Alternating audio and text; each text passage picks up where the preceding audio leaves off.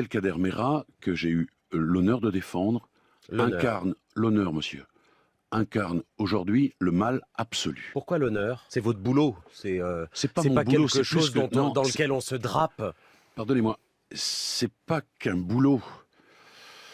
C'est une idée que l'on se fait du métier d'avocat. C'est vrai que face à la meute des gens qu'il a insultés, il a dit que c'était son honneur de les défendre, mais ça prouve qu'il avait quoi? Il avait du courage.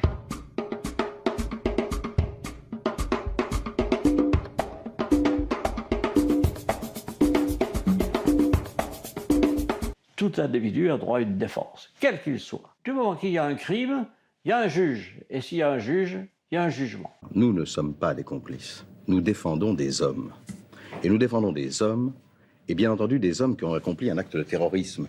Il ne s'agit pas de défendre l'acte lui-même de terroriste, qui bien entendu révulse toujours la conscience humaine, mais d'essayer de comprendre pourquoi l'homme qui est jugé a commis cet acte.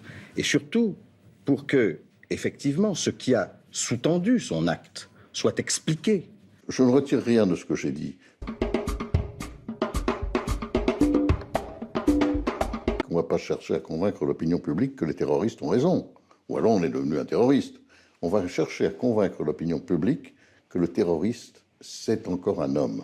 Un homme qui a commis une faute terrible, un homme qu'il faut punir, mais c'est un homme. C'est dans des circonstances comme ça, au sommet du code pénal, face à l'opprobre de l'opinion publique, que l'avocat est au sommet de son art.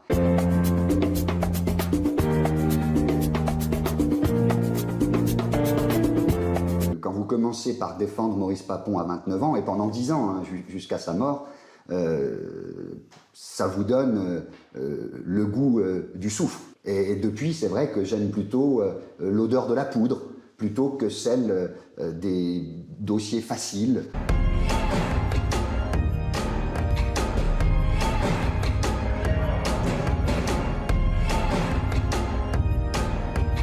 On préfère flirter avec le sommet du code pénal qu'avec des affaires mineures. C'est-à-dire qu'à partir du moment où vous êtes avocat, vous êtes entraîné à plaider. Vous acceptez une cause, vous voulez la prendre, vous prenez le dossier, vous voulez triompher. Il y a un facteur égoïste un peu comme une épreuve sportive. Un procès d'assises, moi j'en ai fait beaucoup, c'est très lourd, très difficile, très prenant.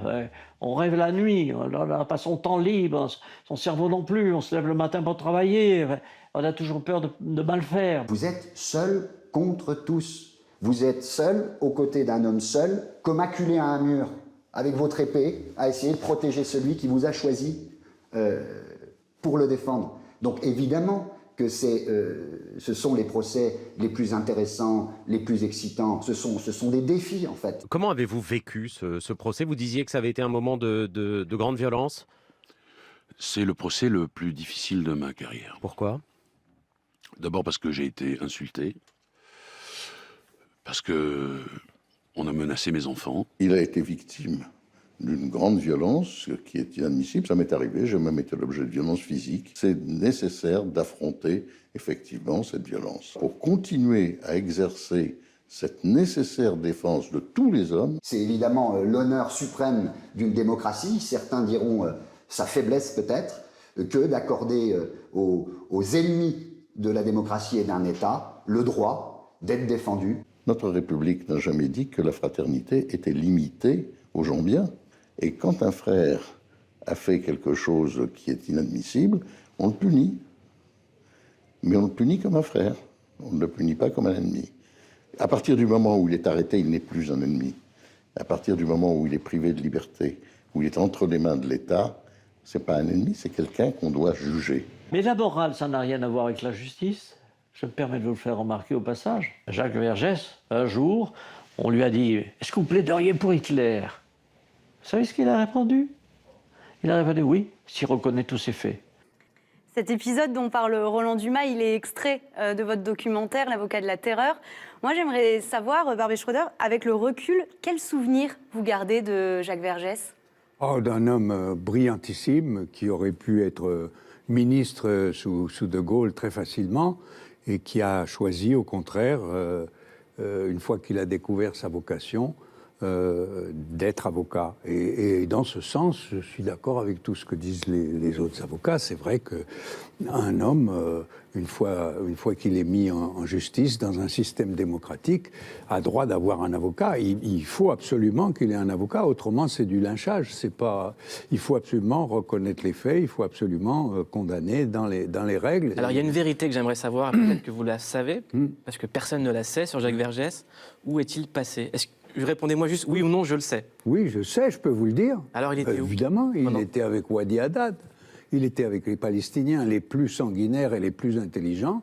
Et le jour où Wadi Haddad est mort, 2 jours après, il était de retour à Paris.